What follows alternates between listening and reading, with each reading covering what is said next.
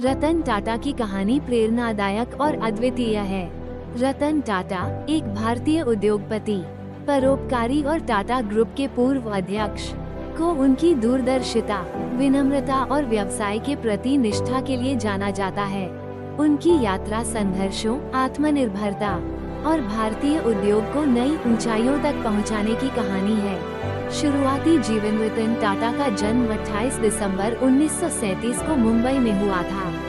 वे नवल टाटा और सोनू टाटा के बेटे हैं। जब रतन टाटा केवल 10 साल के थे, उनके माता पिता का तलाक हो गया। इसके बाद उनकी परवरिश उनकी दादी नवाजबाई टाटा ने की। उन्होंने अपनी प्रारंभिक शिक्षा मुंबई के कैंपियन स्कूल और बाद में शिमला के बिशप कॉटन स्कूल से पूरी की। इसके बाद उन्होंने कॉर्नेल यूनिवर्सिटी, अमेरिका से आर्किटेक्चर में डिग्री प्राप्त की और हार्वर्ड बिजनेस स्कूल से एडवांस मैनेजमेंट प्रोग्राम किया। करियर की शुरुआत। रतन टाटा ने 1961 में टाटा ग्रुप में शामिल होकर अपना करियर शुरू किया।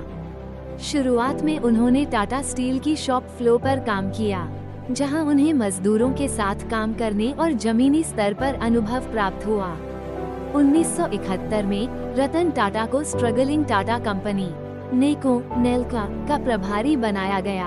उन्होंने इसे उभारने का प्रयास किया, लेकिन बाजार की परिस्थितियों के कारण ये सफल नहीं हो सका।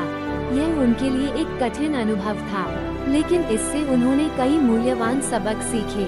टाटा ग्रुप का नेतृत्व। 1991 में जे.आर.डी. टाटा ने रतन टाटा को टाटा ग्रुप का चेयरमैन बनाया। शुरुआत में उनका नेतृत्व कई लोगों ने सवालों के घेरे में रखा, लेकिन उन्होंने अपनी कड़ी मेहनत और दूरदृष्टि से ग्रुप को नई ऊंचाइयों पर पहुंचाया।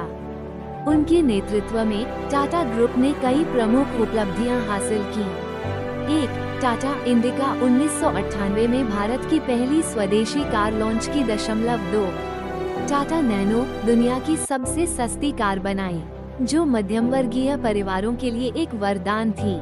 3. अंतर्राष्ट्रीय अधिग्रहण। उन्होंने टाटा को एक वैश्विक ब्रांड बनाया, जैसे टाटा ने British brand Jaguar land rover और कोरस स्टील का अधिग्रहण किया। 4. इस क्षेत्र में विकास। टाटा कंसल्टेंसी सर्विसेज (TCS) और टाटा मोटर्स को वैश्विक पहचान दिलाई। परोपकार और दानशीलता। रतन टाटा को उनकी परोपकारी गतिविधियों के लिए भी जाना जाता है। उन्होंने हमेशा समाज की भलाई को प्राथमिकता दी। उनकी कमाई का बड़ा हिस्सा टाटा ट्रस्ट के जरिए शिक्षा, स्वास्थ्य और ग्रामीण विकास में खर्च होता है। IITS, हार्वर्ड, कॉर्नेल जैसे प्रमुख संस्थानों में उन्होंने बड़ी धनराशि दान की। कोरोना महामारी के दौरान उन्होंने राहत कार्यों के लिए बड़े पैमाने पर योगदान दिया। विनम्रता और व्यक्तिगत जीवन। रतन टाटा ने कभी शादी नहीं की।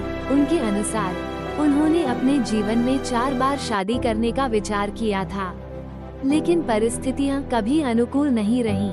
उनकी सादगी और विनम्रता उन्हें औरों से अलग बनाती है। पुरस्कार और सम्मान। रतन टाटा को उनके योगदान के लिए कई प्रतिष्ठित पुरस्कारों से सम्मानित किया गया। Padma Bhushan 2000, Padma Vibhushan 2008, Carnegie medal for philanthropy 2007, कई अंतर्राष्ट्रीय विश्वविद्यालयों से डॉक्टरेट की उपाधि। प्रेरणा। रतन टाटा की कहानी बताती है कि मेहनत, ईमानदारी और समाज के प्रति निष्ठा के साथ किसी भी क्षेत्र में सफलता हासिल की जा सकती है। उनकी सोच व्यापार का उद्देश्य केवल लाभ कमाना नहीं, बल्कि समाज को बेहतर बनाना है, आज भी लाखों लोगों को प्रेरित करती है।